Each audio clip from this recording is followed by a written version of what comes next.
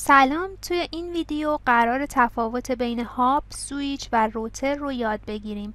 سه تا دستگاهی که ظاهرشون ممکنه شبیه هم باشه اما نحوه کارشون با داده ها کاملا متفاوته. بیایید از هاب شروع کنیم. هاب در واقع ساده ترین دستگاه شبکه است. کارش اینه که چند دستگاه رو به هم وصل کنه تا بتونن با هم توی یه شبکه داخلی ارتباط داشته باشن. اما نکته اینجاست که هاب هوشمند نیست. وقتی داده ای از یکی از پورت ها وارد میشه، اون داده رو بدون توجه به مقصدش برای همه پورت های دیگه میفرسته.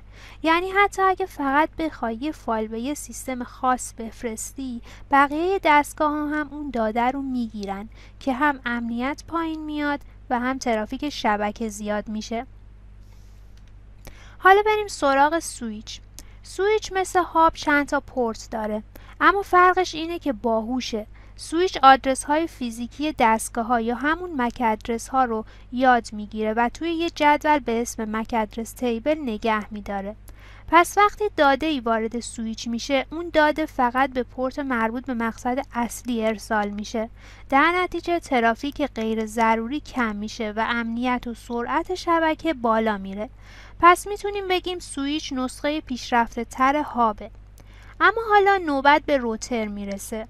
هاب و سویچ فقط داخل یه شبکه کار میکنن، اما برای ارتباط بین چند شبکه، مثلا بین شبکه خونه و اینترنت، به یه دستگاه دیگه نیاز داریم به اسم روتر.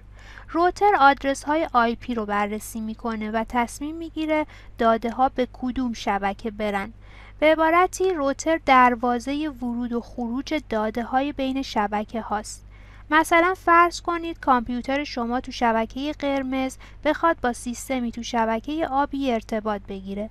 داده ها اول به روتر شبکه قرمز میرن. روتر مقصد رو از روی آدرس IP تشخیص میده و بسته رو از طریق اینترنت به روتر شبکه آبی میفرسته تا به کامپیوتر مقصد برسه.